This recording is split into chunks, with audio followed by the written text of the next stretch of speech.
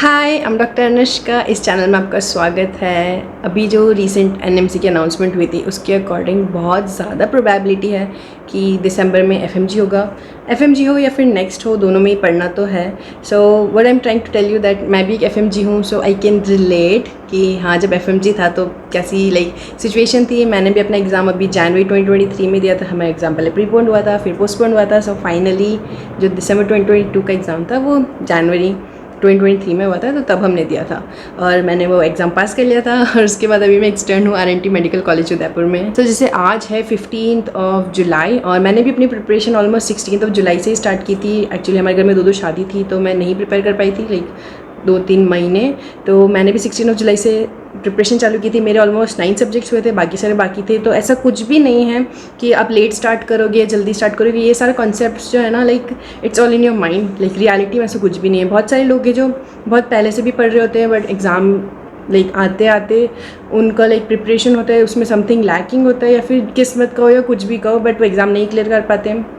और बहुत सारे लोग होते हैं जो सिर्फ 6 मंथ्स और इवन लेस देन 6 मंथ्स में प्रिपेयर करते हैं और फिर भी एग्ज़ाम क्लियर कर पाते हैं। सो इस वीडियो में मैं आपको 5 पॉइंट्स बताने वाली हूँ जो मुझे हेल्प किए जब मैं अपनी प्रिपरेशन करी थी एफएमजी के लिए। So I hope that those points also help you.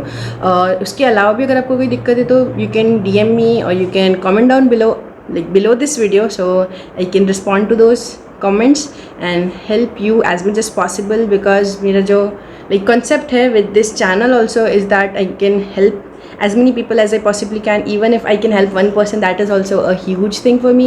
So I want to help as many people as possible, क्योंकि as an FMG I have a soft corner for all the FMGs and also anyone else who is having some trouble. So let's get back into the video. Basic 5 point हैं जो करने ही चाहिए। उसके अलावा आप उसके अंदर कोई भी ऐड ऑन करो जो आपको हेल्प लगता है। So that is totally up to you. मैं वो 5 पॉइंट्स बताने वाली हूँ जो लिटरली मुझे हेल्प किए। So the first point is, जितना भी पढ़ा है, जो भी पढ़ा है, इट्स ओके। अभी आपको फोकस ये करना है जो आपने नहीं पढ़ा है वो सारी चीज़ें अभी आप पढ़ लो, क्योंकि आपके पास दिसंबर और जो नवंबर होगा उस महीने में आपको सिर्फ रिवाइज़ करना है। तो आपके पास बचा जुलाई हाफ, अगस्त, सितंबर और अक्टूबर। सो आपके पास ये जो 3.5 मंथ्स बचे हैं, इसमें आपका जो भी लेफ्ट ओवर सब्जेक्ट है और जो भी आपने अभी तक पढ़ा है उनको एक बार सब कुछ कवर करना है। तो आपको जितने भी 19 सब्जेक्ट्स हैं उन सबको एटलीस्ट एक बार के लिए तो कवर करना ही है ये जो 3.5 मंथ्स में है। तो वो कैसे कवर करोगे वो आप डिसाइड करो, या फिर तो हम ऑफलाइन पढ़ेंगे या फिर ऑनलाइन पढ़ेंगे। ऑफलाइन मीन्स आप कोचिंग सेंटर जाओ, वो आपको पढ़ाएंगे उनके अकॉर्डिंग वगैरह वगैरह, या फिर आप ऑनलाइन जैसे मैंने प्रिपेयर किया था। और मेरे साथ वाले जितने अदर एक्सटर्न्स हैं मोस्टली उन्होंने भी ऑनलाइन पढ़ा था। तो आप अपने अकॉर्डिंग आपके जो भी लेफ्ट ओवर सब्जेक्ट है पहले उनको कवर करो, फिर जो आपने ऑलरेडी पढ़ लिया है उनको रिवाइज करो।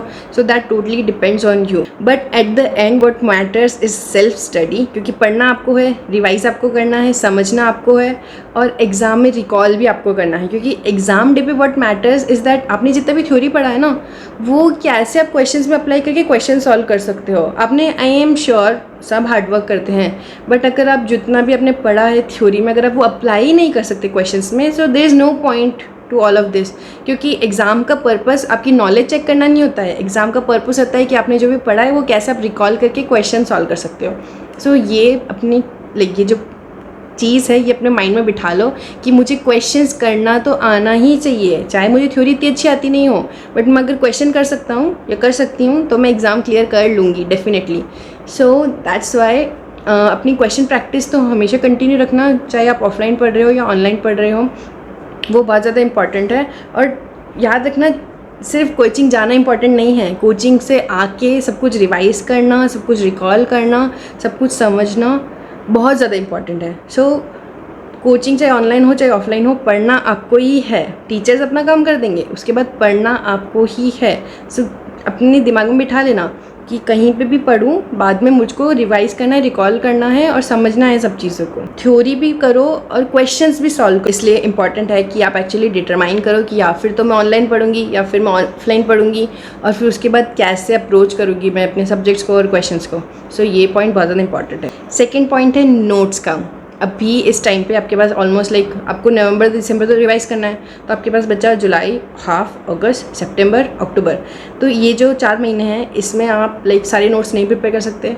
सो बेटर ऑप्शन ये होगा कि आप सिर्फ 20th नोटबुक बनाने पे फोकस करो। उसके अलावा बाकी जितने भी नोट्स हैं आप प्री मेड यूज़ करो, प्रेप लैडर हो, मैरो हो, मिस्ट के हो, जहाँ से भी आपको मिल रहे हो, और उनको समझो, उनको रिवाइज़ करो, उनको रीड करो, और जो भी दिक्कत है वो ऑब्वियसली आप अपने टीचर से डिस्कस करो या फिर अपने फ्रेंड से डिस्कस करो। थर्ड है ग्रुप डिस्कशन।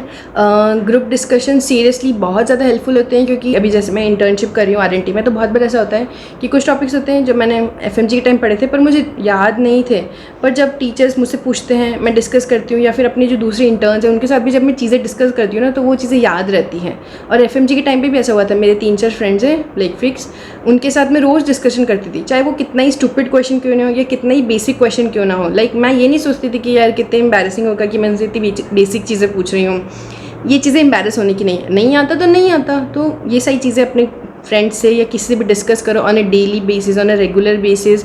आपका जब मन करे डिस्कस करो, ऐसा नहीं कि दूसरे को लाइक आप डिस्टर्ब करो पढ़ाई में, ऐसे डिस्कस करो कि हाँ उनको भी लगे कि ठीक है, आप उनको परेशान नहीं करें। तो हेल्दी वे में अगर आप डिस्कशन करोगे तो वो आपके लिए भी अच्छा होगा, आपके फ्रेंड्स के लिए भी अच्छा होगा, और अगर आप एक दूसरे को सपोर्ट करे हो तो that is something really very good, because इस टाइम पे you need all the support you can get. So surround your self with people जो आपको लिटरली हेल्प करें, और आपको लाइक क्योंकि FMG कॉम्पिटेटिव एग्जाम नहीं है, तो इस एग्ज़ाम को कॉम्पिटिशन नहीं समझें और आपकी लिटरली हेल्प करने के लिए रेडी हो। ऐसे लोगों के साथ आपको रहना चाहिए जिनके साथ आप बेसिक से बेसिक चीज़ें डिस्कस कर सको without embarrassment. Fourth point is distraction. जितना मेरा एक्सपीरियंस हुआ FMG का और जितना मैंने दूसरे लोगों से बात किया, ये थोड़ा कंट्रोवर्शियल टॉपिक है। कुछ लोगों के लिए कुछ चीज़ें डिस्ट्रैक्शन होती है, कुछ के लिए नहीं होती है। Like social media for example, मेरे साथ वाले जो एक्सटर्न्स है ऑलमोस्ट सब लोग सोशल मीडिया यूज़ कर रहे थे ऑलमोस्ट, और सबके अच्छे मार्क्स आए। लाइक मेरे 199 हैं, बाकी सबके मेरे से अच्छे मार्क्स हैं, लाइक मोर देन 200। सो मैं कम्प्लीटली ये नहीं कहूँगी कि आप सोशल मीडिया डिच कर दो। Like it really depends on you कि आप कितना डिस्ट्रैक्ट होते हो, क्योंकि अपनी मेंटल हेल्थ भी इंपॉर्टेंट है। सो अगर आपका फिक्स है कि मुझे इतने टाइम पढ़ना है, आपने पढ़ लिया, अपने टारगेट अचीव कर लिया, आपने अपने क्वेश्चंस कर लिए, आपके अच्छा लाइक स्कोर आ रहा है, तो क्यों नहीं आप यूट्यूब चलाओ, वीडियोज़ देखो, इंस्टाग्राम चलाओ, और भी जो आपको सोशल मीडिया अच्छी लगती है आप वो सब करो। अपने आप को बर्न आउट नहीं करना है। So keep a healthy balance of this distraction and study. इस पॉइंट पे आपको समझना चाहिए कि एग्ज़ाम मेरी प्रायोरिटी है। अगर मैंने एग्ज़ाम की तरफ फोकस किया है, मैंने एग्ज़ाम का अपना काम कर लिया है, पढ़ाई कर ली, क्वेश्चंस वगैरह करने हैं, तो उसके अलावा जो आपका फ्री टाइम है वो आप यूज़ करो, आप कुछ भी करो। क्योंकि मैं भी मूवीज़ देखती थी, यूट्यूब भी चलाती थी, कभी कभी रैंडमली बहुत महीने में एक बार या समथिंग लाइक 2 बार मैं इंस्टाग्राम भी देख लेती थी कि हाँ कुछ अपडेट्स आई हैं क्या, कुछ भी ऐसा। सो आई नो ये सारी लाइफ कहीं जा नहीं रही जब मैं एग्ज़ाम के लिए पढ़ रही हूँ, बट स्टिल एक होता है कि हमें एक डिस्ट्रैक्शन चाहिए होता है, क्योंकि हम इतना पढ़ रहे होते हैं उस टाइम पे, तो हम बहुत ज़्यादा बर्नआउट फील करते हैं, हम बहुत ज़्यादा डिप्रेस फील करते हैं। So it's okay to have some fun in your life. बिल्कुल भी मैटर नहीं करता अगर आप अच्छे से पढ़ रहे हो और अच्छे से आपके मार्क्स आ रहे हैं, अगर आप अच्छे से क्वेश्चन सॉल्व कर पा रहे हो, तो आप ज़रूर प्लीज़ अपनी फ्री टाइम में दूसरी चीज़ों पे ध्यान दो। There is no problem. Do keep in mind कि अभी आपकी प्रायोरिटी एग्ज़ाम है, तो ऐसा नहीं कि आप घंटों रील स्क्रॉल कर रहे हो। आपने 8 घंटे पढ़ा, आप 5-10 मिनट के लिए हाँ इंस्टाग्राम, यूट्यूब या कुछ भी देख लो, बाकी उसके अलावा focus on your studies, try to give your best. और ऑब्वियसली अभी तो FMG है, चलो उसमें नेगेटिव मार्किंग नहीं है, पर जब नेक्स्ट आ जाएगा तो आई गेस ये डिस्ट्रैक्शंस को और कम करना पड़ेगा, क्योंकि FMG तो कॉम्पिटिटिव नहीं है। FMG में तो आपको है कि हाँ 150 आ जाएंगे आप पास हो, बट ऑब्वियसली जब नेक्स्ट आ जाएगा तो कॉम्पिटिटिव हो जाएगा एग्ज़ाम, तब आपको अपना बेस्ट गिव करना होगा। तो फिर सिर्फ पास होने से काम नहीं चलेगा, इसलिए हो सके तो डिस्ट्रैक्शंस को मिनिमाइज़ करने की कोशिश करना जितना हो सके, ताकि आप अच्छे से अच्छा स्कोर कर सको। और ये सिर्फ सोशल मीडिया के लिए नहीं है, अगर कोई इंसान भी है जो आपको बार बार डिस्ट्रैक्ट कर रहा है, may be it's a family member और सम फ्रेंड और समथिंग और एनीथिंग, जो भी आपको इस एग्ज़ाम से लाइक डिस्टर्ब कर रहा है, आपका मेंटल पीस ख़राब कर रहा है, तो आप उन सब लोगों से अपने आप को डिस्टेंस कर लो, ताकि आप सिर्फ एग्ज़ाम पे फोकस कर सको। क्योंकि इस टाइम पे आपको पता होना चाहिए ये एग्ज़ाम सबसे ज़्यादा इंपॉर्टेंट है। अभी पास नहीं होगी, 6 महीने बाद वापस देना पड़ेगा। इससे अच्छा है ना कि जो भी आपको डिस्ट्रैक्ट कर रहा है उन सबसे आप डिस्टेंस कर लो, और ये जो लाइक आपके पास 4-5 महीने हैं, इसमें आप अपना बेस्ट शॉट दो और एग्ज़ाम को फर्स्ट टाइम में क्लियर करो। ये मैं भी सोचती थी, क्योंकि मैंने भी सोचा था कि बहुत सारे जो लोग हैं वो मुझे बहुत डिस्टर्ब कर रहे हैं। लाइक अगर उन लोगों को समझ आता है कि एग्ज़ाम मेरे लिए कितना इंपॉर्टेंट है, तो वो थोड़ा अंडरस्टैंडिंग होते, इतना परेशान नहीं करते मुझे। सो दैट इज़ द थिंग, जो लोग आपको सपोर्ट करेंगे, the people who believe in you will keep their distance, because they know how important this exam is for you. So keep that in mind and focus on your exam.